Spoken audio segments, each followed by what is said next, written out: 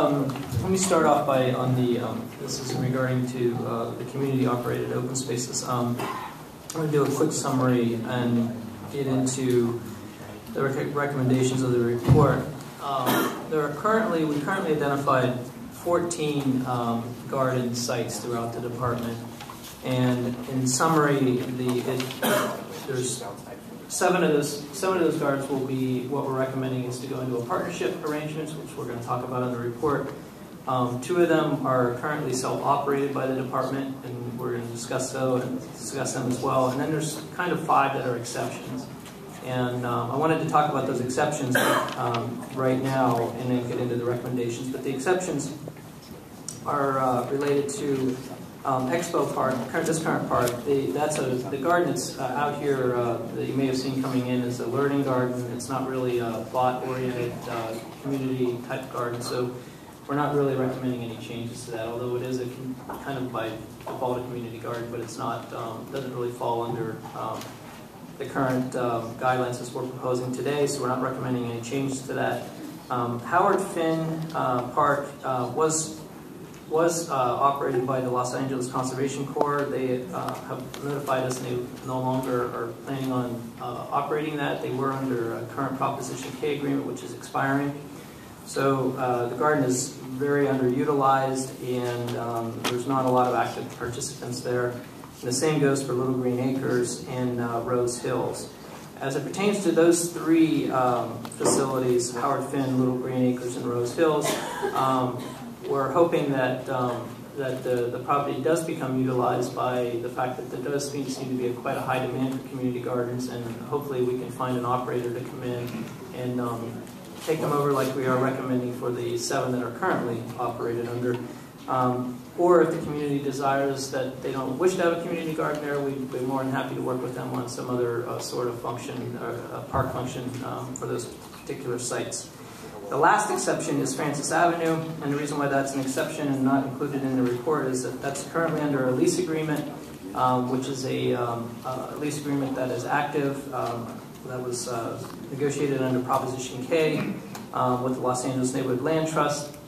They completely operate the facility and use Proposition K funds to build it. There is no financial impact to the department or the city on that facility, and therefore we're not recommending any changes because it is under current contract already. The others are not. So let me begin by getting into the recommendations of the report. Recommendation 1 is an important recommendation, and you can see the community-operated open space policy that we're asking to be adopted in Exhibit A. Exhibit A is basically a policy to encourage community-operated open spaces under the adopted policy on partnerships. We do not desire to be in the community garden business. We're hoping that through our partnership division that we can create as many of these and have them self-sustaining, just as Representative Councilmember Ruizar stated. We don't wish to be in that business, and hopefully under that policy, not just for community gardens, but other open space elements that communities desire, that they can step up and form a new organization and take them over. Recommendation number 2 is attached in Exhibit B. This is approval of operating guidelines for only for the 2 recreation and parks sites that we operate, and those 2 sites are Orchid Ranch and Sepulveda Garden. So the policies as are outlined, the guidelines are outlined in there with the rules and regulations that we're recommending for just for those 2 particular sites. It should be noted that under our partnerships, they would have their own bylaws as it pertains to how they function. We don't wish to desire to get into the weeds with them on how they function, as long as it is completely non-exclusive and open to the public as a general rule of practice for all parks in the city. We are a non-exclusive agency, and we need to make sure that everything continues to be completely open to the public. Recommendation number 3 is under Exhibit C. This is the approval of changes to the schedules of rates and fees. You'll see that the recommendations are for 2 sites, that being Sepulveda Garden and Orchid Ranch, that we're recommending a fee of $120 per plot annually. That amounts to $10 per month. to cover the cost for utilities and the staffing of those facilities. Sepulveda Garden is the largest facility in the group. It requires a lot of maintenance, as does Orchid Ranch. However, again, I want to go back to the initial recommendation. We would so desire that the community, if they're able to form their own organization, and they could actually take over the operations and maintenance of that facility, and that fee would then be eliminated. The other fees that you see there are under partnered facilities. Those are the 7 other facilities that are currently being operated by organizations. We wish them to continue to operate those facilities and wish them to sign up under our partnership division with our partnership agreement. Most of them have a month-to-month type of right of entry document. We wish to formalize that. And essentially what the fee to them amounts to is a $2 per plot annual fee. That's $2 per plot annual fee. And that would cover essentially the cost of the department to do administrative work for the partnership agreement, as well as 4 one-hour inspections by the department per year, just to ensure that the garden is in good working order and safe to the public and open to the public. That would also require that these organizations come into a department partnership agreement, which we brought back to the board at a later time. Correct. That is correct. Under those partnership agreements as well, they would be covering all the cost of the utilities, operations, maintenance. There'd be no other burden beyond the fact that we need to make sure that they continue to be open to the public, and would be doing those 4 one-hour inspections as well as the administrative cost. It should be noted that our estimated annual cost on Sepulveda Garden and Orchid Ranch is for Orchid Ranch, we estimated our cost at $177 per plot annual fee. So we're still not recovering what we believe is our full cost on that.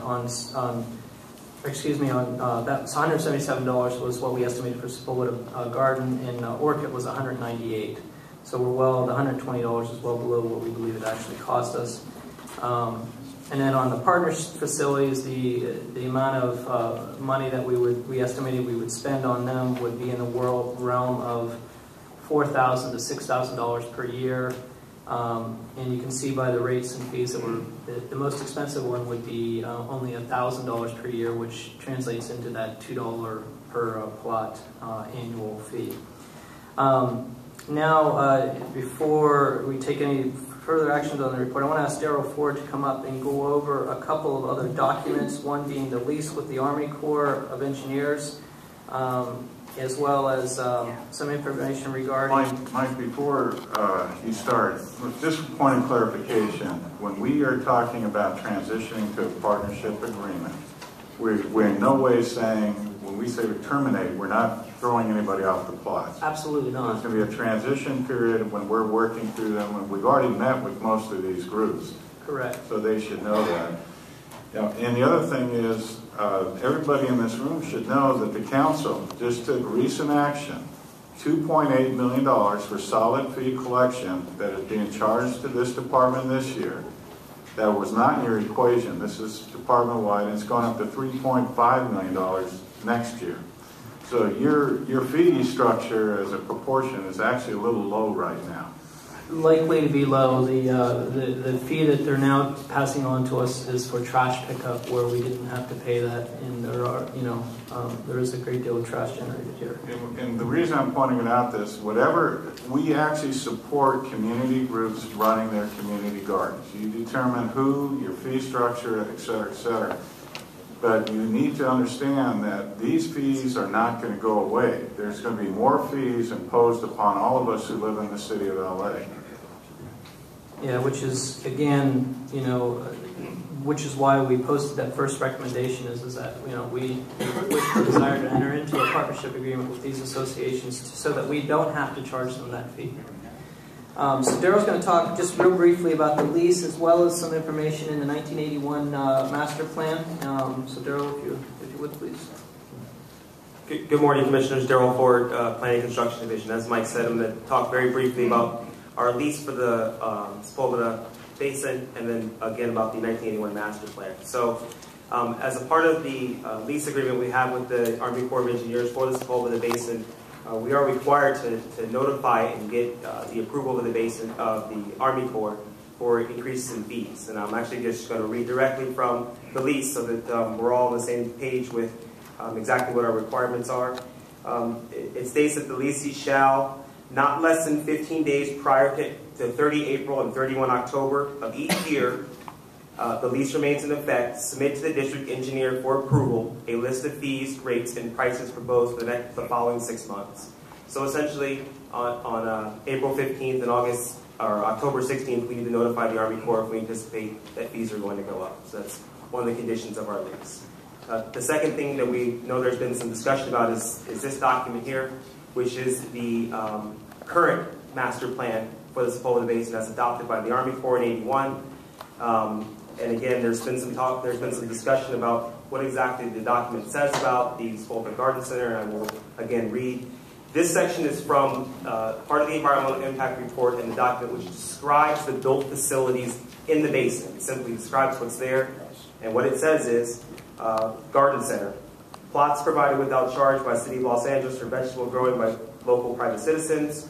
Gardener gives instructions, enclosed structure, developed by City of Los Angeles R&P and by users. So again, this section of the master plan for the basin simply describes the built facilities, does not dictate what happens there or what goes on. Again, this is part of the environmental document that was adopted with it.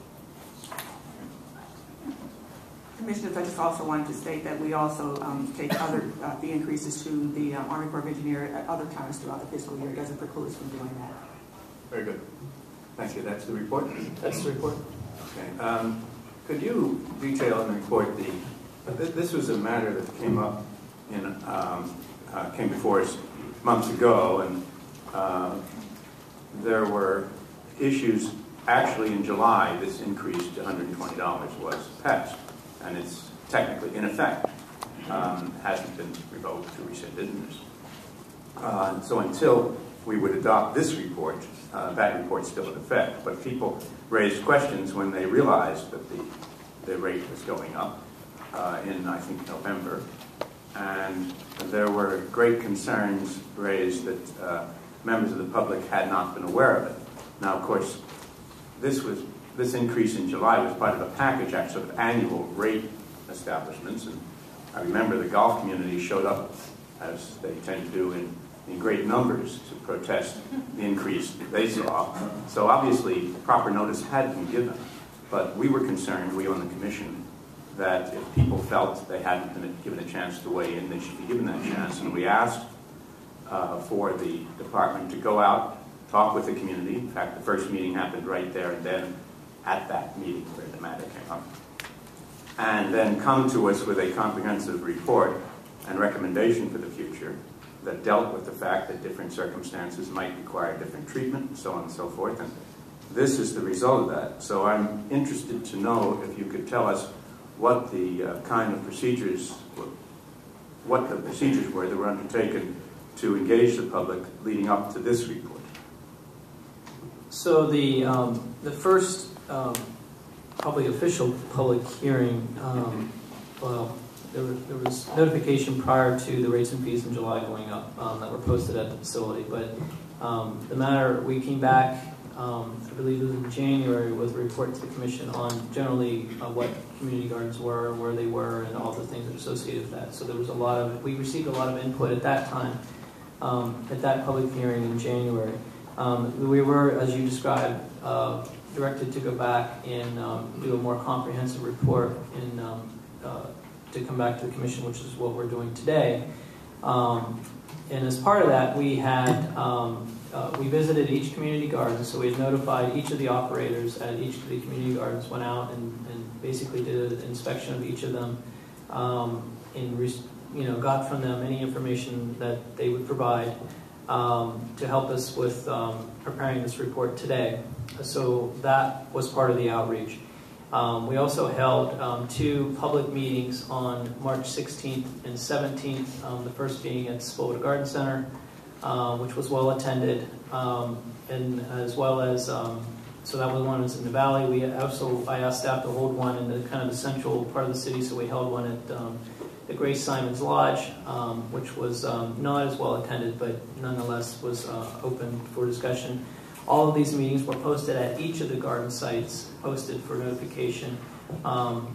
And part of the outreach beyond that includes numerous phone calls and emails between different operators and things as we were trying to figure all this out. So I think that there, in my view and in staff's view, there's been quite a bit of communication back and forth on the issue.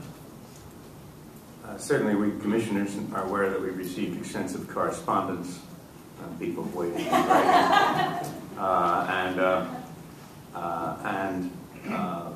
members of elected officials have weighed in, and the matter has been discussed in the newspapers. So this matter is certainly not a secret.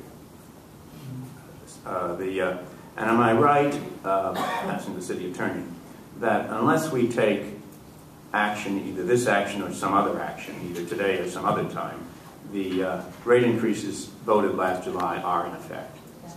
That's correct. Okay, thank you. Unless there are any other questions right now, I'll ask the first other comment, and we can get back and discuss it. Okay. Mary, please, the 1-minute public comments, please. Jeff Evanstein with County Clerk's Office, CD5. Following Jeff will be Susan Pinkleton, Toby Lehman, Lisa Arnaldi. Good morning, Jeff Evanstein from Councilmember Corrections Office. We'd like to recommend that the proposed report be denied here today. Specifically, we represent the Sepulveda Garden Center. And the process was extremely flawed as far as community involvement in outreach. The proposed fee schedule and term limits that are recommended are drastic, don't take into account low-income seniors, and there are some monetary discrepancies that the gardeners have reported to us versus the department's reported. In addition, our community gardeners in Encino have indicated that there was never an attempt from the initial inception of the increase to effectively meet with them to come up with a mutually beneficial outcome for them to run it themselves. And so we highly recommend that happens. And, you know, obviously, we fully understand the city budget crisis and the fees imposed to the department. And it's a tough time for everybody. But I think if we properly and effectively work together, we can come up with a mutually beneficial outcome. And we greatly appreciate your support for that. Thank you. Ladies and gentlemen, we're limited in time. We know you support the speakers. You don't need to applaud after. Come on.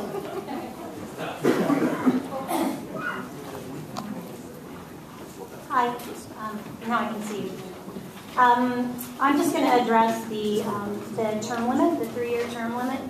And I want to tell you about Keenan, who's at our garden.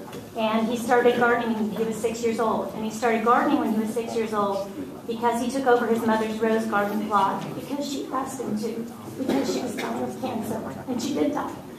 So what I want to know is what you do for someone like Keenan. You tell him in 3 years his mom is evicted from her plot, his memories of her there, all the things they had together, those are gone too.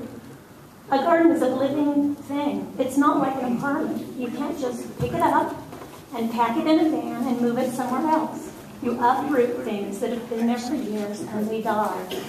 What are you supposed to do if you don't have a yard, which most of us don't, to garden in? Are we supposed to put our 17 rose bushes in our bathtub for 3 years till we get on a new list to get a new garden? I spent 2 years just getting diazonum out of my first garden. Thank you very much. Appreciate your comment. Toby Lehman. And the letter.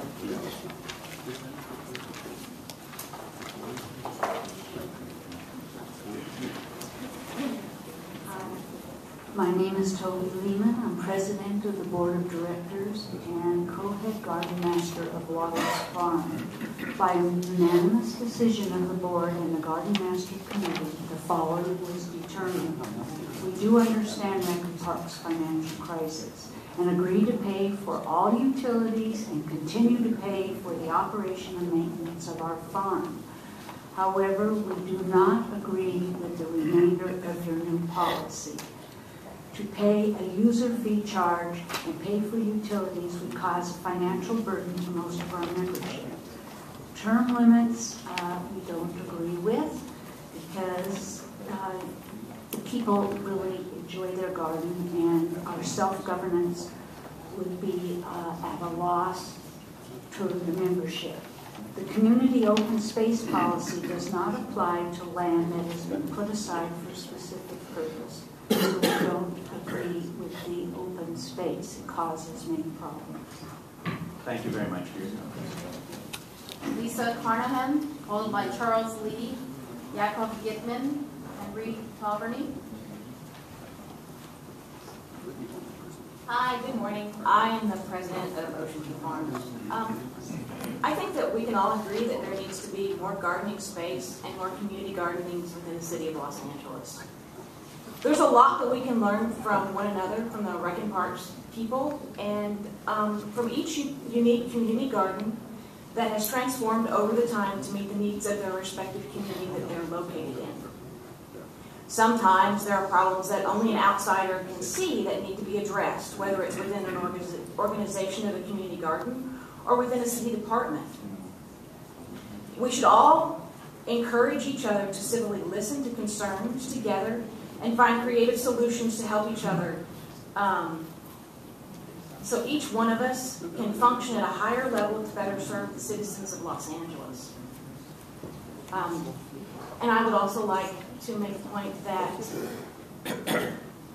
we have not received the communication from the city about the meetings.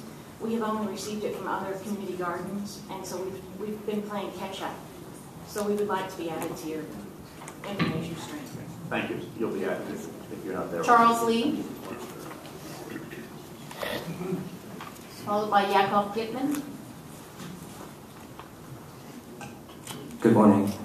My name is Charles Lee. I'm a resident of LA. I'm the president of FarmWorks Los Angeles, a nonprofit organization.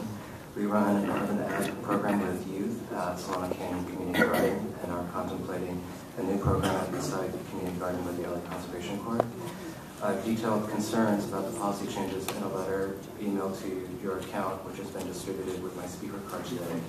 But essentially, the proposed changes, in particular the open access interpretation, raises risk to an acceptable level for us and jeopardizes the continuation of our programs. In addition, I believe that the open access policy as described will actually destroy the gardeners themselves. We all share common goals, gardeners and Rec and Parks, and encourage staff to meaningfully engage with the people on the ground in development of good policy that achieve positive results for all. Thank you. Yakov Gitman, followed by Reed Taverny, James Renner, Glenn Bailey. As to Mr. Lee, everything that we're being given in writing, of course, is going into the record and we're reviewing it. These issues will be appropriate to raise when working out the partnership agreement. My name is Yakov Gitman. I am from Vados Farm, and I come from Russia, which is dictatorship country was and now. And I misunderstood why we must pay a duty, because you give us only our responsibility, but no word about your responsibility. I don't know for what I must pay.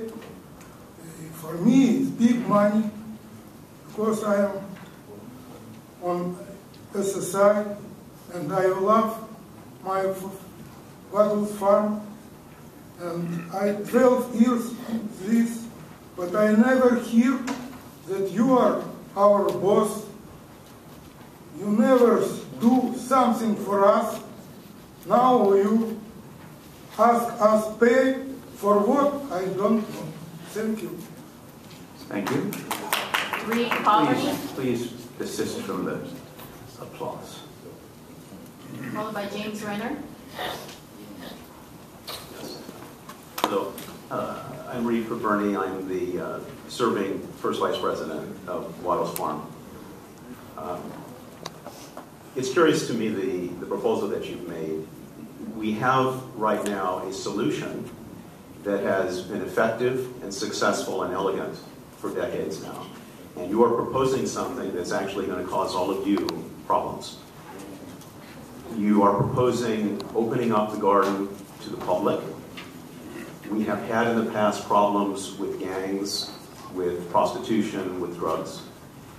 We've installed gates, and we have, for the moment, solved that problem. You open it up to the public, and the irony of it is that you're trying to gain more revenue, and you're going to be ending up spending it to solve the problems that are going to arise. In addition, you're proposing to have a 3-year limit on the gardeners. The people who are there, who have been there, are needed to make it function smoothly, as it has been.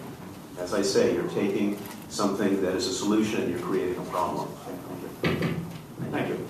Mr. Shell, as I understand it, the 3-year limit is not intended to apply to partnerships, and it's also true that there's no intention to raise money from the partnerships, but to have them be simply self-sustaining, correct? That is correct. Okay, thank you. James Renner. Good morning, members of the commission. Well, you've seen me every time. I come regularly. I've been to every one of the meetings that have taken place. I'm the executive director for the Los Angeles Community Garden Council, but I'm going to talk about Solano Canyon. That's my home garden today. And I'm going to talk about Ocean View Farms. Those 2 gardens have been chosen by a national organization, Model Press Organic Gardening Magazine, as one of the 15 best in the United States. And now you want to come in and change management that's been going on for many years. Our garden was drug-ridden, prostitution infested, homeless, and it burned every year up by Dodger Stadium. That's probably what you will have again if you come in and start to manage gardens. What really angered me was the fact that all this expertise that is sitting in these gardens, not one mention was ever called on for their advice. You have the best master gardener program in the United States here, and you never called on them at all. Thank you. Glenn Bailey. Michelle, there's no proposal of the sort to take over management. Quite the opposite. Thank you. Glenn Bailey. I am on the Encino Neighborhood Council Board. I'm Area 1 representative. As I mentioned at your January meeting, the Encino Neighborhood Council voted to request that this commission reconsider its action of the fee rate increase from last July.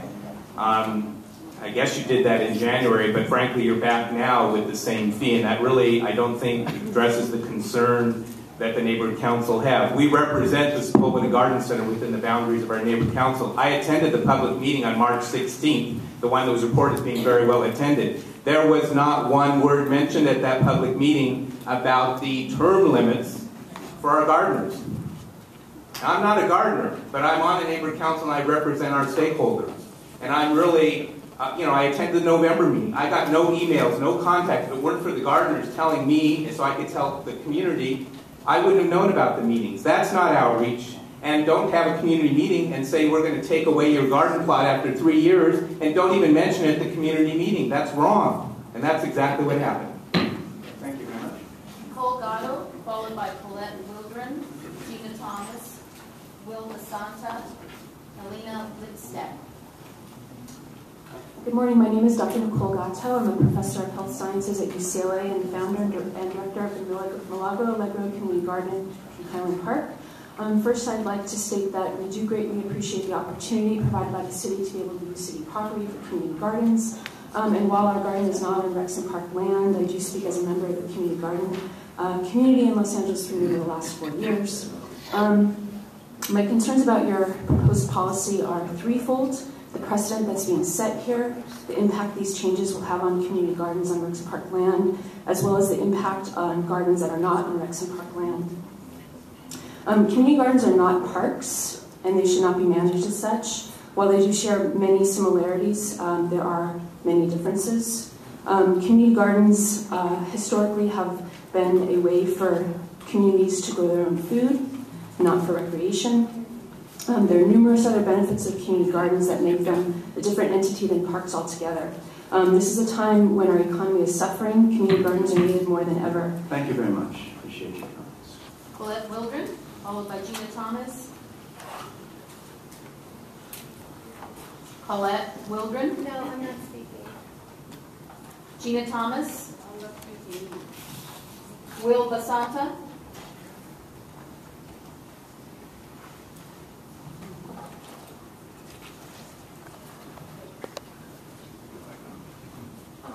I just want to say something about the 3-year term limit. I think that what's sort of being glossed over here is that individual gardeners who have plots put a lot of time, obviously time, but they put a lot of money and resources into their plots.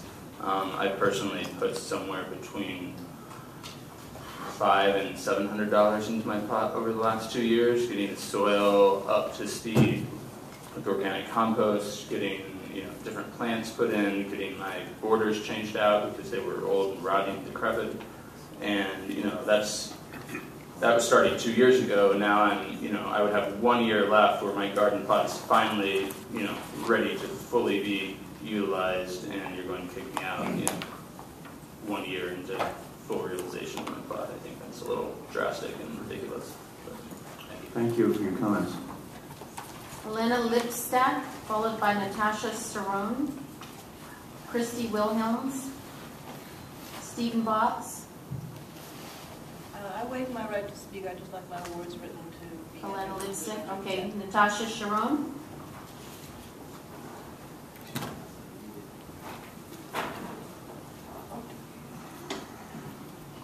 Hi, I've been a member of Wallace Community Gardens since I was born, actually. My mom has been there for over 30 years as well, and for you guys to put a 3-year limit is ridiculous. We cannot have that. Our garden has been running perfectly ever since I can remember. We work together well. There are many people that have learned much from our garden. Our community, all of our neighbors around Waddles support us and are opposed to the 3-year term. They're opposed to opening up as a park, allowing dogs, animals, anybody to walk in. We're opposed to that. We can work with you guys to maintain some sort of public community involvement, and that would be fair for us. But at this time, we strongly oppose everything. Thank you. Again, Mr. Schill, as I understand it, there's no proposal to apply 3-year time limit at Waddles, right? That is correct. Thank you. Christy Wilhelms, followed by Stephen Botts. I don't need to speak. Christy Wilhelms, okay. Stephen Botts.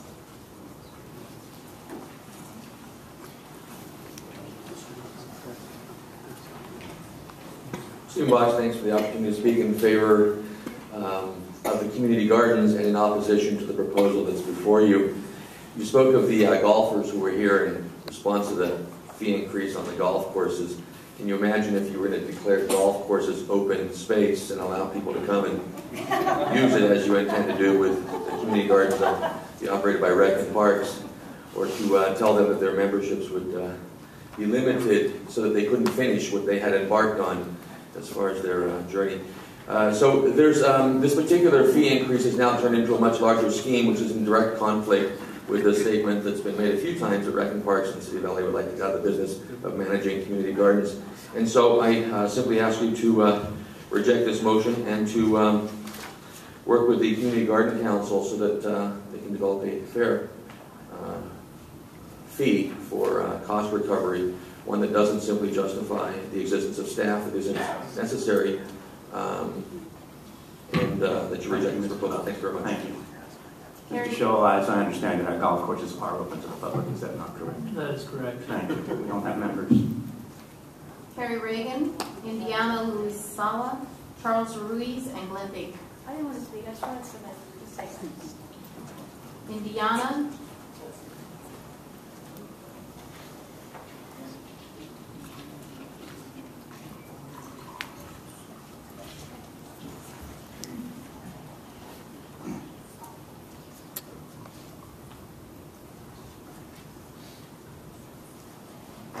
Good morning. Morning. My name is India Ludwika. I'm the garden president of the Salado Canyon Community Garden. I very much apologize. I have a cold. This policy is flawed for so many reasons, not the least of which is the open space thing, which allows anybody to come in and bring their animals or whatever. I mean, we don't allow animals in our garden for the simple fact that you can't stop a dog from licking his leg and peeing on someone's potatoes. It just, you know, it's not going to work. The term limit, which, if I read this correctly, or maybe I don't, ends in June or July. Why would you end a term limit in June or July when everybody's got full plots growing full of tomatoes and everything else? It doesn't seem to make sense to me. So what I would ask is that you reject this proposal as it is and work with the LA Community Garden Council to come up with a proposal that actually makes sense rather than kicking people out when all their stuff is green and growing. Thank you very much. Thank you. We hope you feel better. And thank you very much. Charles Ruiz, followed by Glenn Bake. Morning,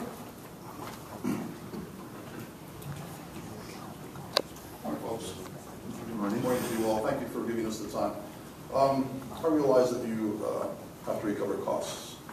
Everybody understands that. The city's in a lot of trouble. You're going to get hit pretty hard. We want to help you. We think you should partner with us in a true partnership that involves a conversation with the people that run the gardens. Never seen any of you before. Never had a conversation with any of you before. 26 years in that garden at Wells. Also, if you open it up to the public, the general public, and even with dogs on a leash, we all know that people want their dogs on leashes. We are just down the block from a real catastrophe that is Runyon Canyon. We will become Runyon Canyon by default. And you'll also have a parking problem. So there's a lot of liability to consider. Please consider it. Have a conversation with us. Define partnership. Thank you. Thank you. The last speaker is Glenn Bake. I'm Glenn Dick. I'm speaking for myself. I reviewed the report, and I'd like to address recommendation 1, which refers to Exhibit A for partner gardens. And I might suggest that you would find less static if it were more general in its language. And that I'm sure the city attorney has opinions about what is contained in this, and that is the cause of a lot of the objectionable parts.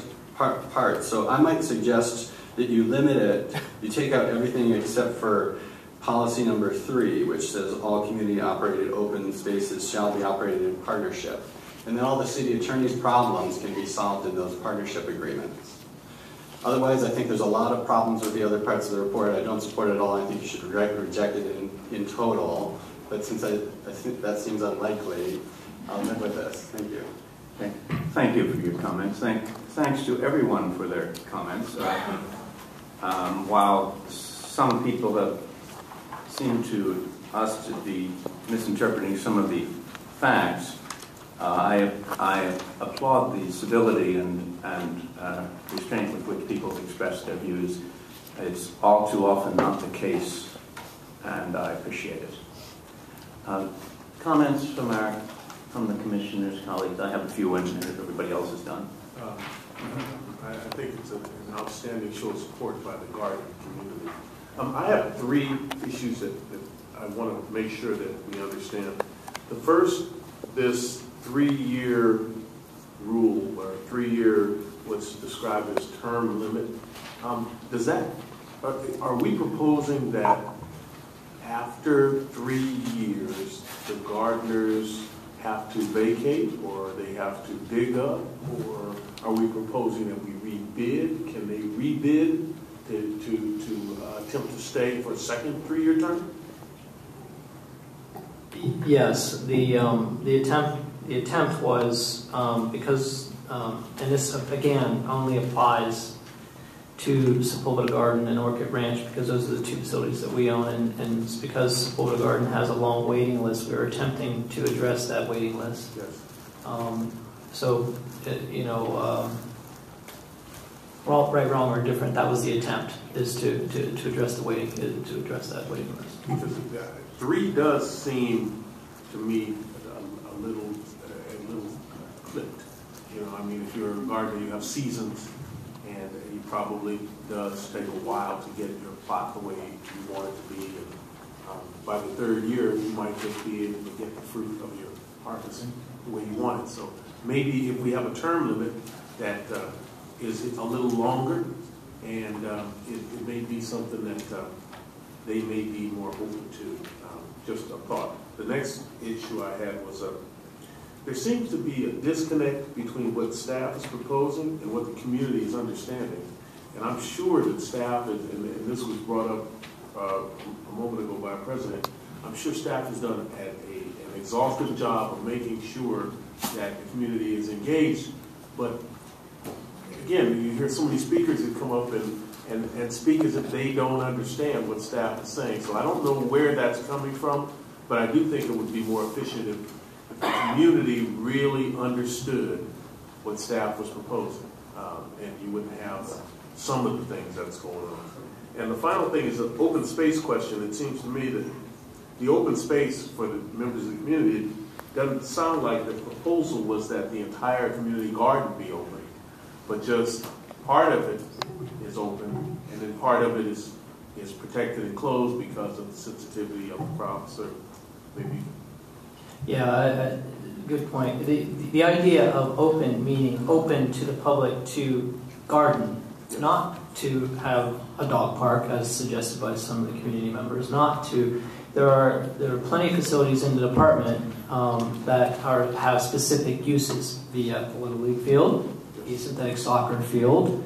We don't allow dogs on our synthetic soccer fields. We're not proposing things like that. It's a simple. It's very, very simple in that it's open to the public to garden because that's what the purpose is, not for other purposes. So again, it's that misunderstanding.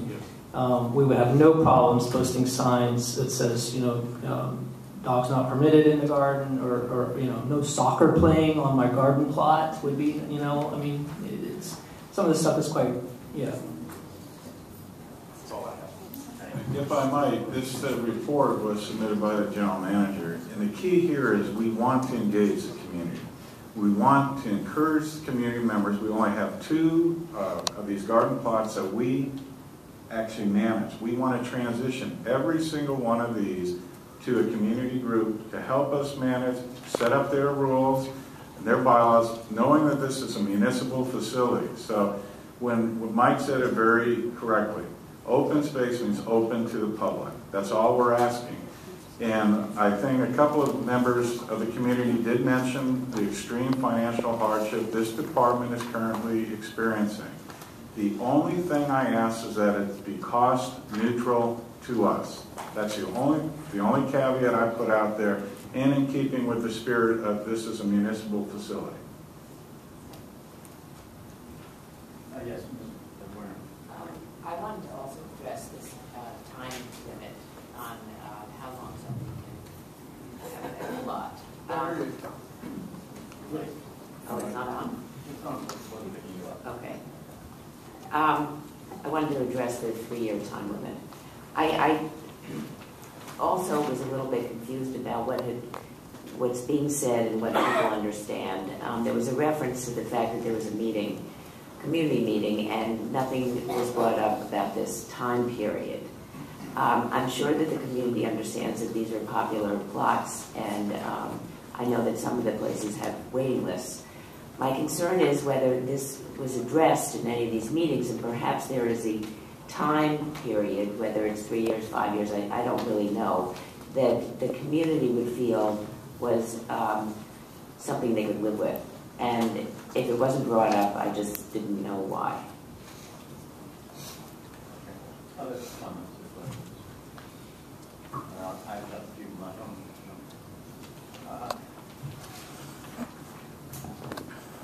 First, I want to express my appreciation.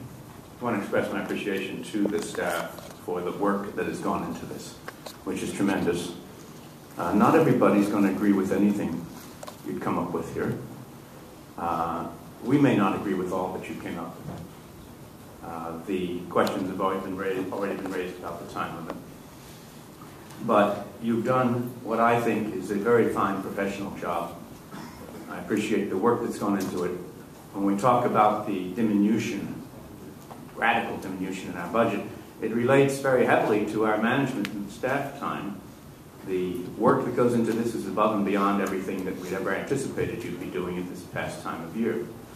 So it's a very fine professional job, and if it's given a fair reading by people, they'll see the work. and the thought in terms of both the problems we face and the fairness that needs to be dealt with.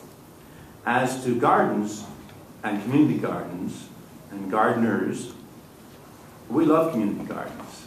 This department and commissions before this commission, before the makeup of this commission, are the reason these community gardens exist. They're existing in our parks because the Recreation and Parks Department put them there. And we're seeking often opportunities to expand them and to add to them. So there is no animus in this department against community gardens or community gardeners. And as I said before, I myself am an avid gardener. I love community gardens, and I think they're one of the great assets of our department. But they're an asset of the whole city, and we have to see them as that. Now, in terms of, we've had numbers of speakers say, and I appreciate their saying, that they understand the financial circumstances that confront the city as a whole, and this department in particular. Well, understanding it requires that the understanding go to the fact that it has, these hardships have implications. We all read in the newspaper about tough decisions made. Well, tough decisions made, and city council and everybody involved makes a tough decision on budget, which in fact in the last 4 years has reduced this department's budget by 40%. And similarly, it's reduced, since almost all our budget is in staff, reduced our staff by 40%, which then relates to things such as informational meetings and so on. When we have this reduction, finally somewhere the rubber hits the road. When we are on the receiving end of that rubber hitting the road, it's not good enough to stand there and stamp your feet. Clearly, we're going to see some fee increases, not just golf. And they stamped their feet. And we didn't withdraw them. We'll hear more about them later in this meeting, because we have a report. We asked those to be studied too. We have a series of fees throughout the city that defray some and a small portion of our total costs of in our budget, and these community garden fees are one of them. A couple of years ago, an audit of the department by Controller Laura Chick reached as one of its principal conclusions that this department needed to increase its fee structure. It was not commensurate with other cities in the country and not commensurate with our needs. We did a needs assessment 2 years ago. It said we had to raise our fee structure. The mayor's office issued a dictate a year and a half ago that we had to have full cost recovery on all the things subject to fee structures. And then, of course, there's the budget itself, even if no one else had said anything to us. The reason why the fees are nowhere near cost recovery, and even at $10 a month on the two remaining community gardens are not at cost recovery, is because when these fees were set at $2 a month over 10 years ago, the department was not paying for its own water. One of the ways our budget has dropped 40% is because we get back charged for our utilities now. The general manager just stated that we're now going to be back charged for solid waste removal, that is trash, including clippings and so on. These charges back to us are charges that have to be recovered somewhere. They've never been paid by us before. No, they weren't paid by you before, but they weren't paid by us before either. An $8 a month increase is, in fact, I'm well aware, a serious hardship for some people. But those people, I'm happy to say, are few among us. And a hardship fund, it seems to me, ought to be a response to something like that. For the rest of us, $8 a month is only $8 a month. Anybody who drove down here from the valley probably has used that much in gasoline just today. And that's when we offer free parking. I mean, the state of Arizona, I read a couple of months ago in the newspaper, is not giving heart transplants to people who have government-paid-for insurance plans. That's serious. It costs $12, $13 to go to the movies for one ticket. If you want to go with a friend, well, it's double that. $8 a month is not an exorbitant or ridiculous increase, and it still doesn't get us to cost recovery. There are quibbles about this or that calculation of our cost and what's cost recovery. But I understand that the actual cost recovery on one of these is around $190, as opposed to 125 a year, and the other would be 177. So even if those quibbles are right, we're not down at $120. Mary, if I could just say Yes. one thing here. Also, too, you know, for the departments, the mayor has and the CAO require departments to go for full cost recovery. Department of Recreation and Parks doesn't go for full cost recovery. We always subsidize the programs and services that we provide, and even in this report, we continue to do that. That's what I'm saying. We don't know exactly the amount. People can quibble about the calculation of 177 or 190. Maybe it's only 150 or 160, but it's not 120. So we're not at full cost recovery. There's still some subsidy. And frankly, you could question why there should be any subsidy. When we subsidize this operation, it's at the expense of our other operations. We are now closing our recreation centers all over the city, including in Balboa Park, on every Sunday. We're now closing our swimming pool all over the city, including our poorest parts of town, every Monday. So if we subsidize this operation, it's at the expense of those operations. Should we be closing rec centers in the poorest parts of our city so we can subsidize a community garden? Well, we're still going to have some subsidy, even at $120, and even that is only for 2 remaining city-operated planned community gardens. We now have increased, how many is it?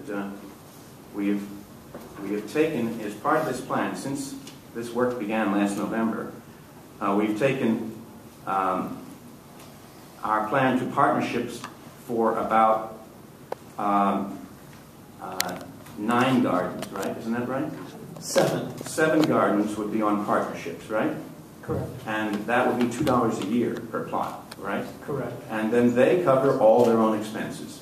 And the recommendation for the remaining 2, as I understand this report, is that they go to partnerships too. If they can get their act together to be self-governing, we would be delighted to have them be self-governing. And then the rules can be set internally. The only constraints are very general rules here, as I see them, and that includes that they be open to the public in the fashion that was described, not becoming dog parks, and that they limit individuals to 3 plots each, which seems more than fair to me. The idea that we should be closing a rec center in the inner city on yet another day so that we can subsidize an operation that's a community garden strikes me as totally out of the question. A hardship fund strikes me as not out of the question. I would be happy. We have the LA Parks Foundation. They'd be happy to set up a separate account. I'll contribute the first $100. That's more than 1 year's increase for a person who's deserving, and let the people at Sepulveda Garden Center decide how to distribute the hardship fund.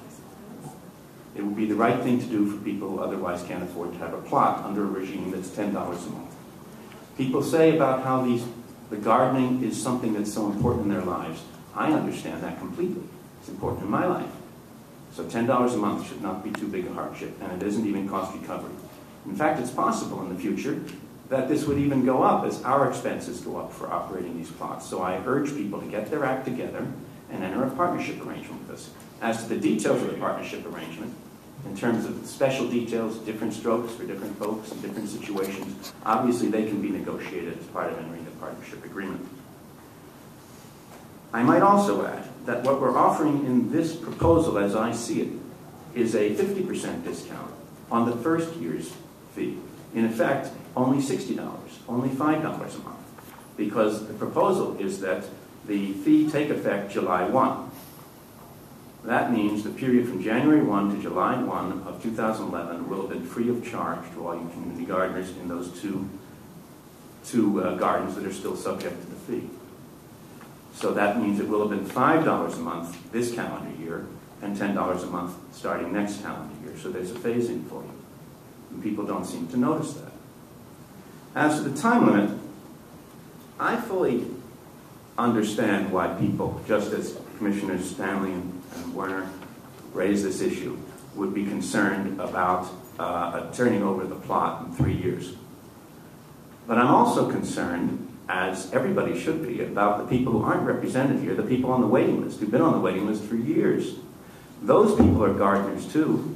Those people would like to have all the things you have, and this is what happens when you have a limited resource that's really public land that's being used for private purposes. Those people are as much constituents of the council members as you are. I think we need to deal with the issue of the people who'd like to have what other people already have. I suggest that we abandon the 3-year time limit and find another solution. One solution certainly should be, it seems to me just in thinking about it, a rather vigilant approach to use it or lose it. If somebody lets a whole calendar year go by and doesn't do anything with a plot they got their name slapped on, it seems to me that that they should be asked to give it up. Maybe I'd work that out again with the community, find a right answer for this. But I think we have to be worried about the people who aren't getting the opportunity to do what the people in this room are getting the opportunity to do. There may be other ways. Certainly it's the policy of this commission to seek to expand the numbers of community gardens and the size of community gardens. So one solution to waiting list is more community garden. Now that takes some money. But we would like to find ways to solve the waiting list problem. I'm not dictating that it be what I've said, but I'd like to see that looked at. So given that, rather than bring this to a vote now, I'd like to request that it be brought back to our very next meeting for a vote with a different answer on the 3 years. What do you think? No, let's bring the whole thing as a package, because it seems to me if people are going to be accepting the absence of the 3 years, they should be accepting the $120. And they need to understand, we want all of these plots to be run by the gardeners, not by us. When they're ready, we'll make a partnership agreement. Right? So let's set the thing over for a vote next time if you can give us a different answer on the 3 years. Is that all right?